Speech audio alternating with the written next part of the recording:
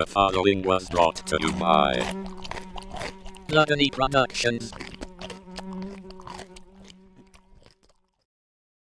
Wouldn't you be happier if you were not constrained by your environment? Hello everybody and welcome back. The subject of today's discussion is going to be modern society and industry, and its dire impact on human happiness and satisfaction. Before we fully dive into the theme, I'd like to thank Slave Holy Knight of Desire 7585 for their input in the comments of the last upload and giving the idea for this video. Now, I'd like to open this topic by showing a few statistics and headlines. I'll just let them roll by on screen and leave an impression. Pay close attention.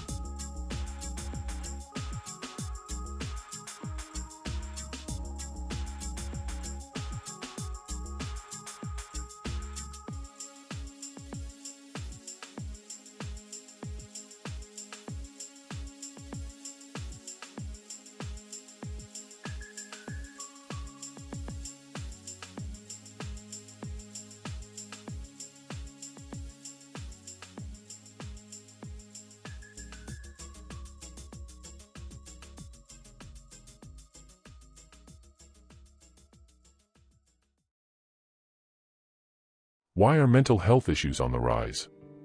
What reason do people have to be so melancholic? I would not know the full answer to this question, but I can at least partially attribute it to the lifestyle most people have adopted thanks to modern society. The youth being the most affected, with each new generation facing more challenges when it comes to mental health. I'd like to first address the harrowing effect of social media on young minds. When people access social media, they are accessing an unfathomable mass of content uploaded by people whose goal it is to display the absolute highlights of their lives, leaving no room for the slightest imperfections.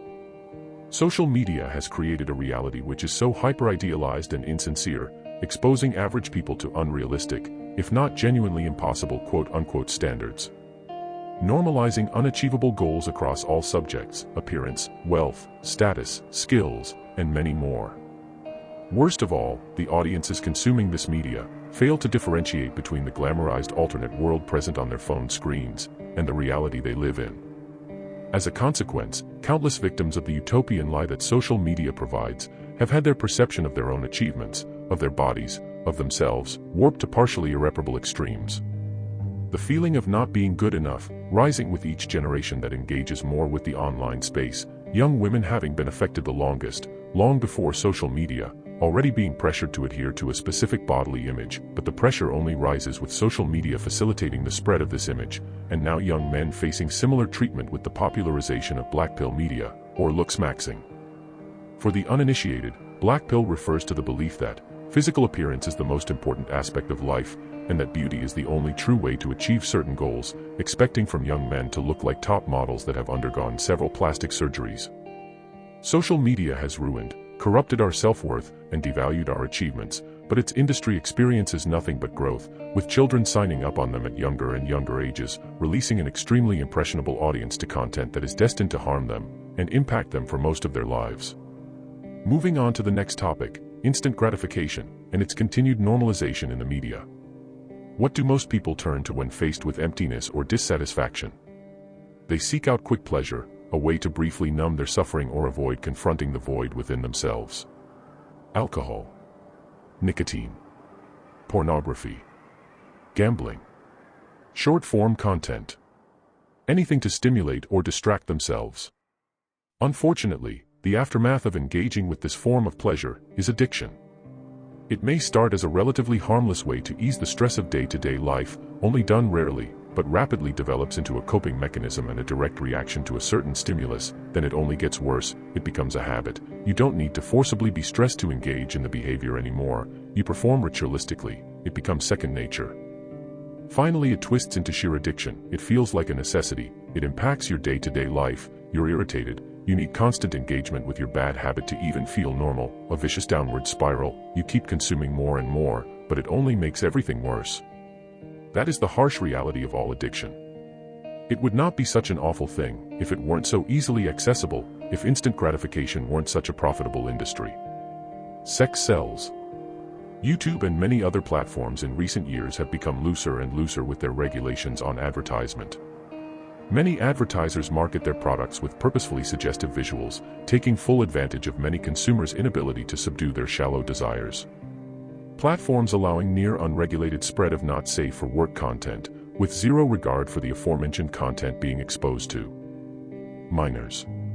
Roblox, a game targeted primarily towards young children, allowing for the creation and sharing of explicit material amongst its player base, desensitizing millions of children to softcore pornography, acting as a gateway to the continued consumption of adult media as a form of entertainment.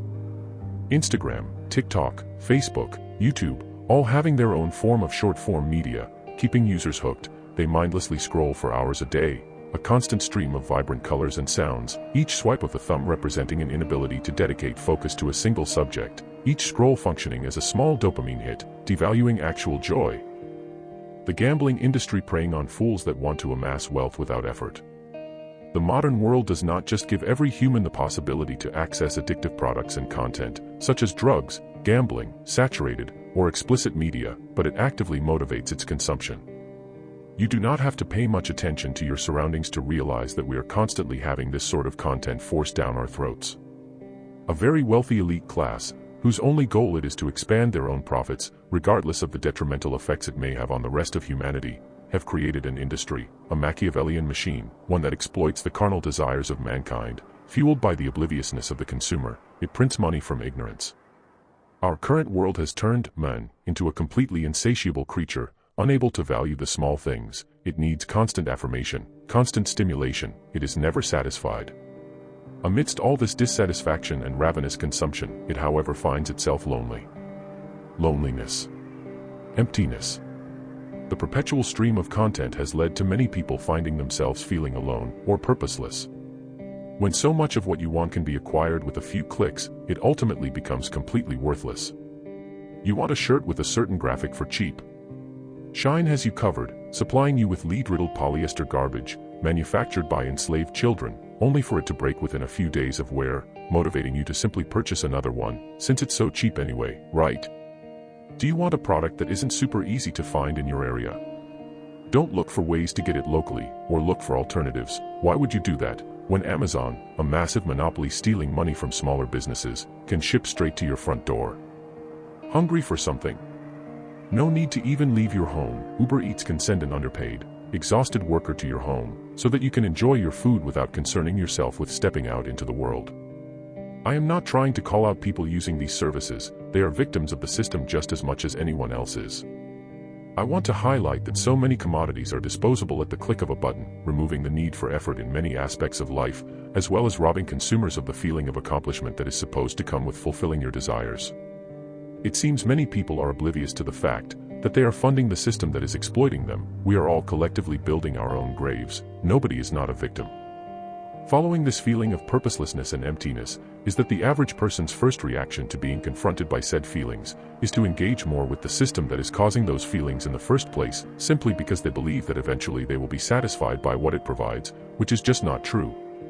Some people, striving for a sense of reason, for purpose, may even resort to seeking affirmation in communities, but find themselves in echo chambers created by the online space, festering pools for extremism, whether it be political or of other sorts.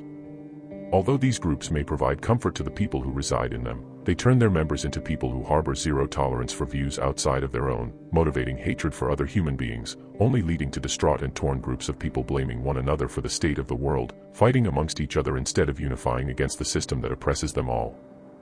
I still think there is hope for humanity. More and more people are becoming aware of the injustice that presents itself in our world. I believe we must all embody the love we want to see in the world, and fight for the benefit of all people. I know this topic is very intricate and complex. Realistically, it is impossible to cover all its aspects in one video, but I hope my brief take on the topic has given sufficient insights. Stand up against your carnal desires, conquering greed and needless consumption is a necessity to dismantle the evil that inhabits our earth. If you've made it this far, I'm sure you must be interested by this sort of content, so please, I beg you, consider subscribing, liking, and sharing to anyone who may be interested. Spread your kindness in the world, and help building an open and soulful community on earth. Thank you for your time. Remember your worth. Remember you are not alone. You are loved.